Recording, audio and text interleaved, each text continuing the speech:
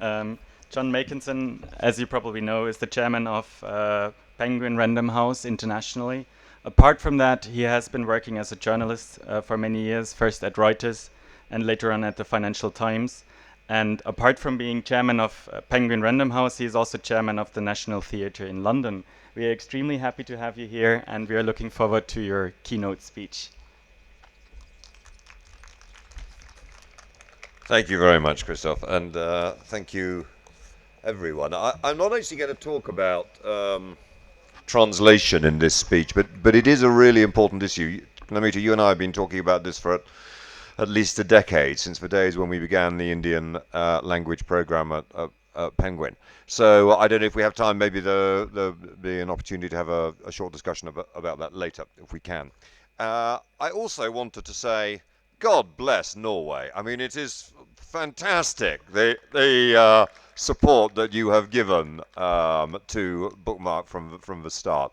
And I just want to say on behalf of the publishing industry representative, thank you so much for that support, because without it we wouldn't be able to do this. And this is as I can't remember, I think Nita mentioned at the beginning, I've been a bit involved with this from the start. And I was enthusiastic about it, partly because there are very few opportunities around the world for publishers and agents and people involved in the business of books to get together and talk about issues of common interest. And this, I think, is a wonderful forum for doing that.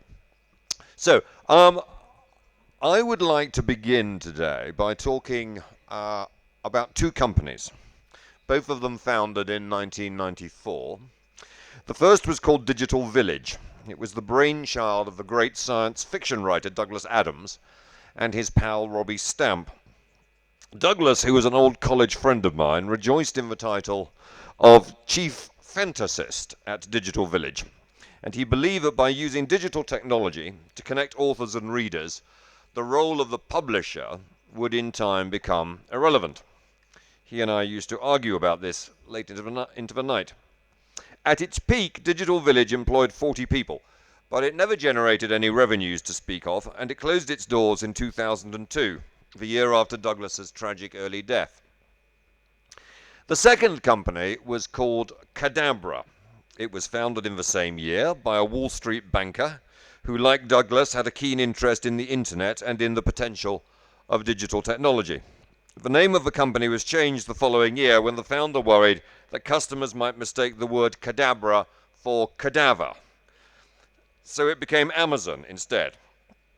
Today, Amazon is valued at $270 billion, making it the most valuable retailing company in the world, and it employs 250,000 people, roughly the same number as we are expecting here in Jaipur this week.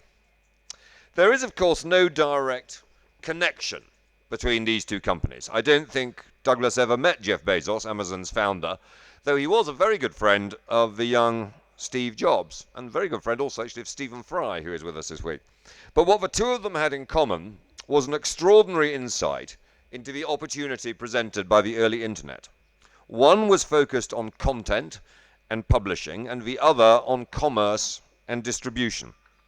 Publishers, like science fiction writers, are content people, and they naturally worry more about what is going to happen to their content rather than about the different question posed by Jeff Bezos, which is how would technology enable that content to be accessed by its users? We were right to be concerned about the content, of course. The first dedicated ebook reader, called the Rocket, was launched in the United States in 1997. I owned one. It was a slow and clunky device, rather like an early mobile phone. It didn't do too well, and indeed it took another decade for the ebook market to take off. But when it did, it took off, well, like a rocket. Today, ebook sales account for more than a third of total book sales in America, and in several popular fiction genres, the majority of sales now take the form of electronic books, including in science fiction. That pattern has not been mirrored everywhere, as we know. Here in India, e-book sales account for maybe 3%, 4% of total book sales, and this is one of the most techno-savvy countries in the world. We could debate why it is that digital content has achieved much higher penetration in some markets than in others, and there are good reasons, I think, for that. But to me, the more important point is that whatever the penetration rate, the substitution of digital for physical content has not been truly disruptive of the publishing industry. And the reason for that is that the reader has by and large wanted the same old stuff, only on a screen rather than a printed page. However hard we have tried to interest readers in enhanced content, whether in the form of apps or augmented ebooks, they have generally responded by saying they don't really need the video and the data and the rich content and the gaming and the interactivity. What they would like, if it's not too much trouble, is the same Jane Austen they had before, but on a screen. And the same goes for new payment models. We have tried subscription ideas and chapter sales and library models, but the single copy purchase remains absolutely the dominant commercial model for realizing the value of the book. And the ebook reader itself, like the tablet, mirrors this conservatism. The screen is about the same size as a book, and the device has been designed to replicate as far as possible the experience of reading a physical book. Small wonder that it is one of the only electronic devices ever developed that is more popular with old people than with the young. I am generalizing a little here to make the point. There are one or two markets, such as South Korea, where an abundance of content has been created specifically for smaller format mobile devices. And my argument has more validity in the adult narrative fiction and non-fiction markets than it does in the children's segment or in reference publishing. And I should add that what I am describing here is the consumer market for books and not the educational sector, where very different forces are at work. But, returning to my theme, I would argue that the economics of book publishing have not been damaged by the digital substitution of content. If anything, as we know, the ebook has offered publishers the opportunity to reduce costs through the absence of manufacturing, storage, and distribution expenses, and to reduce returns, the bane of the publishing industry, because the digital sale is effectively a firm sale. The consumer has seen the benefit of all this through lower prices, supported until recently by the readiness of Amazon and other digital retailers to subsidize ebook pricing, and the author has been rewarded with slightly higher average royalty rates and the benefit of the higher volumes that have flowed from reduced prices. So, all appears to be well in the magic kingdom of books. The pirates, the Spotifyers and the Napsters, the aggregators and the atomizers that have overrun the kingdoms of music and movies have been held at our borders and are still sat there. Not quite.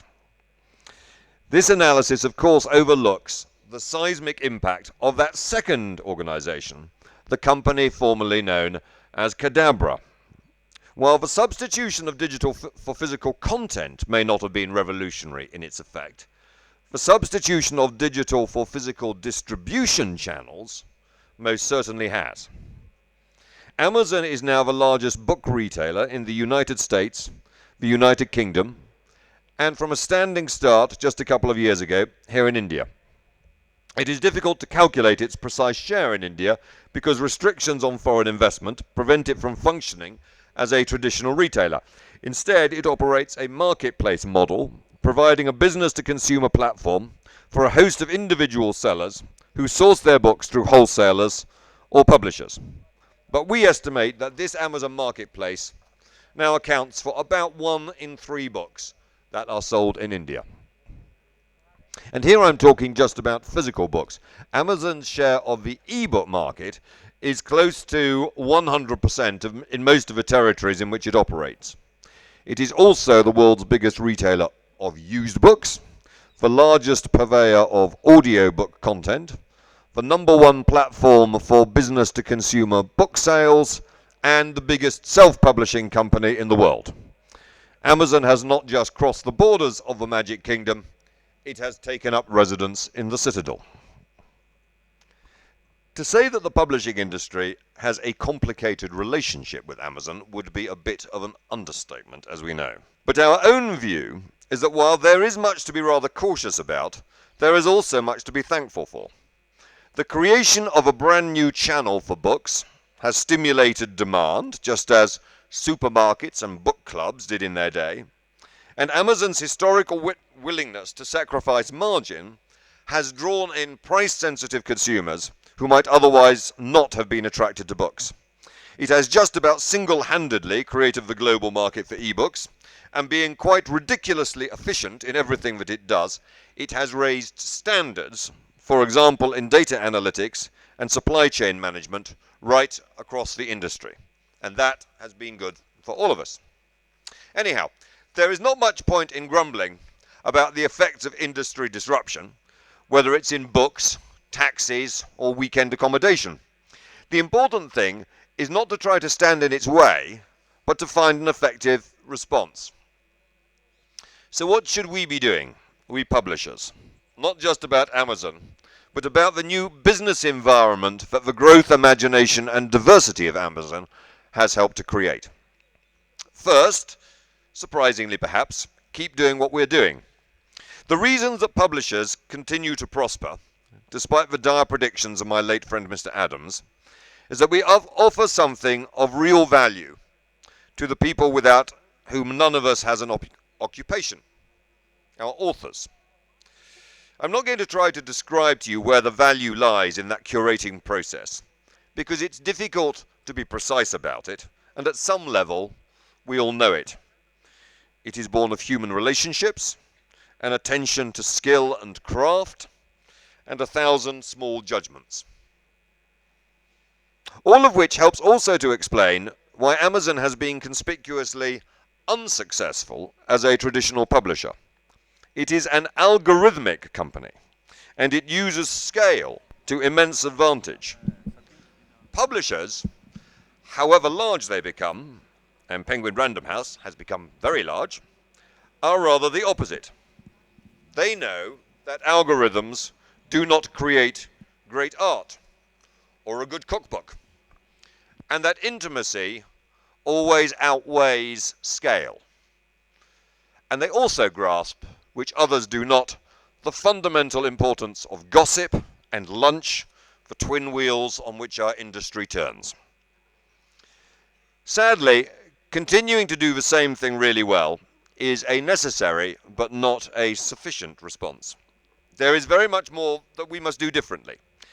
And let me highlight two issues in particular. First, we must give all the support that we can to bookshops everywhere. There is one rather obvious reason for this. Bookshops operate on thin margins with high fixed costs of doing business. As online channels gain in importance, it does not take much loss of physical volume to tip a shop from profit into loss and from loss into oblivion. As the owner of a small independent bookshop in the county of Norfolk in England, I speak from experience. It is vital that we maintain a healthy physical bookstore market to provide consumers with real choice and to maintain the diversity and vitality of the whole book economy. The death of a bookshop has been advertised almost as widely in recent years as the death of the novel. But let us not forget that even in the United States, the country with the highest levels of digital content and distribution penetration in the whole world, the majority of books that are sold have covers and solid pages in between, and most of them are sold in physical shops. Good luck in trying to find a physical music store in which to buy a CD or an LP, even in Manhattan, in 2016. But there is another, equally important reason for us to rally to the support of a bookshop. All of us who frequent bookstores know how common it is to emerge with an armful of books, having gone in with just one title, or maybe no title at all, in mind. We pick up a book from a table, leaf through the pages, look at the blurbs, maybe smell the jacket, take advice from the bookseller, and then we buy it. That is what you might call the display model of selling books. But the online experience is very different. There is an abundance of choice, of course, but very little effective signposting, except of the current names on the bestseller list. Recommendation engines are of limited value because they make those recommendations based on what we buy rather than what we read, and a lot of what we buy are gifts for aging aunts. This is what we might call the discovery model of selling books. And the shift from display to discovery is perhaps the most disruptive change that is affecting our industry at present. It matters not just because we'll sell fewer books, but because it will be much harder as publishers to take risks, especially on new and emerging writers or on translation, because we no longer have the shop windows in which to display their work and attract that serendipitous buyer. So what can we do about all this? First and foremost, we must fill those bookshops with beautifully designed and produced and, of course, beautifully written books. The physical book market has endured as well as it has because the book, unlike the CD or the DVD, remains an artifact that has an emotional hold on the consumer. I stood in wonder at the Penguin Random House stand at the Delhi Book Fair a couple of weeks ago, watching students take handsomely designed Penguin classics off the shelves and then queue up in long lines to buy them at the till. And second, we must fill those bookshops with the buzz of activity. Signings, lectures, debates, arguments, anything that helps to keep the bookshop a centre of cultural as well as commercial activity. Which brings me on to the second of my two issues. We must engage directly with these readers, learning as much as we can about them, especially at an early age, and using all the tools at our collective disposal to maintain the relationship with them.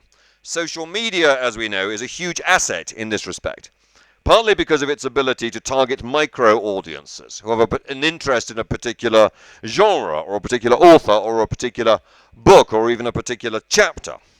We are getting smarter and smarter about data analytics, understanding better what our customers like to read and, crucially, what they are prepared to pay. We have 100,000 email addresses on our Penguin Random House database in Delhi, and that's a huge resource for promoting discussion about books as well as for selling them. But let's not forget the old-fashioned personal contact with readers.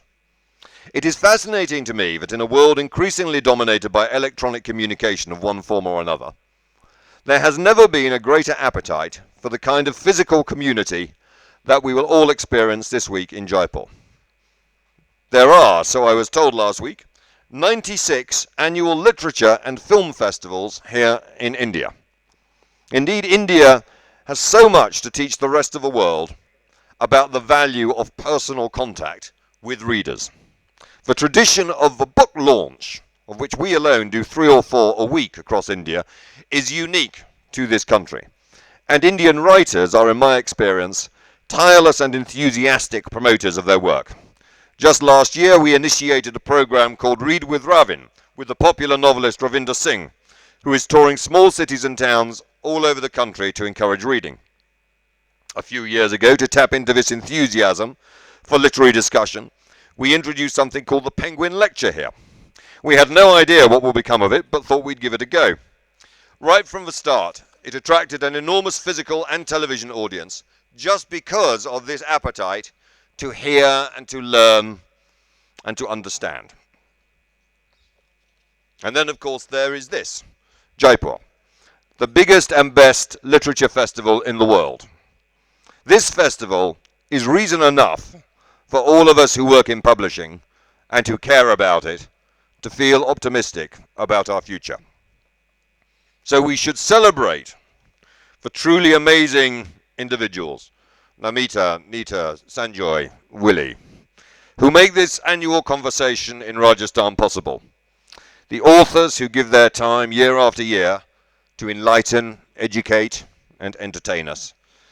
And those 250,000 people who come along not quite sure what to expect, but certain that something extraordinary will happen here this week in the magic kingdom of books. Thank you very much.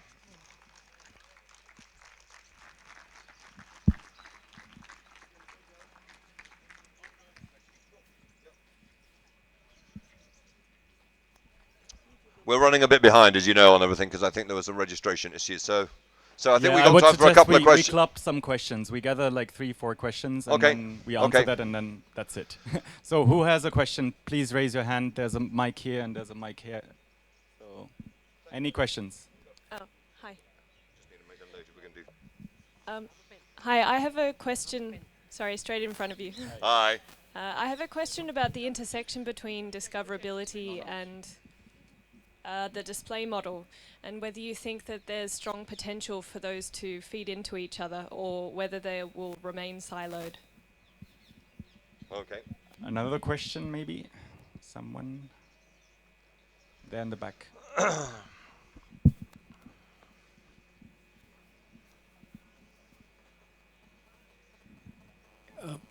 It's not so much about book, but it's about the e-magazine. Mhm. What's the future you expect for the e-magazines? Okay, maybe another one. Any more questions? Any more questions? Okay, maybe then you can answer these 2 Sure. questions. Sure. Okay. So both of them very interesting questions. Discovery and display models. I mean, I was maybe making it a little bit more binary already than it is, because there is some intersection. I think what will happen is that the discovery model, if you want to call it that, will become more sophisticated in reproducing some of the features of what you might call the display model. So when I was talking about recommendation engines, for example, being purchase based, what Amazon is trying to do through, for example, the Amazon acquisition of Goodreads, is understand more about reading behavior. So that it can start to become predictive about reading as well as about buying. That's kind of important. And I think that the digital retailers will use social media, that they will kind of harness, they're already doing this, as you know, social media, in order to target audiences who have a particular interest. But it's interesting to me that the physical book market and physical bookshops are making there is such a revival in this. That in the UK last year, the physical book market increased by 8.4%. And if anybody had asked any of us who work in publishing 5 years ago whether there will be a year, any time, when the physical book market in a mature, developed market like the United Kingdom would increase 8%, you would have said, that you're dreaming. So what has happened is that the ebook penetration for content has really flattened out, but the distribution model, basically the Amazon model, continues to grow quite rapidly, and will, I think, become better at emulating, if you like, that display model. On the question of e-magazines, by e-magazines we mean all forms of magazines in digital format. No? I mean, the challenge, as you know, for magazines in a digital format is that generally magazines have been supported by display advertising revenue, and the yields on advertising revenue in a digital format are much less high than they are in a physical format, and therefore the magazine industry is having to explore other models for raising revenue, particularly through subscription, but other kind of more activity-based models as well, in order to operate successfully. So the magazine industry, as you all know, has had a harder time of it than the book industry around the world, just as the same forces at work really in the newspaper industry. But here in India, as we know, the physical newspaper and magazine market, as well as the physical book market, remains pretty healthy and good. And there is this sort of appetite in this country for the physical product that is, I think, rather encouraging. But I would say in the magazine, it's difficult to generalize across such a huge spectrum of different titles. But I think the electronic magazine business is going to have a hard time. But both Vogue and Elle are hosting parties here this week in Jaipur, and they're going to be pretty nice. It can't be all bad. Must be okay. Was there anything else? All right. Thanks very much indeed for your time. Thank you very much.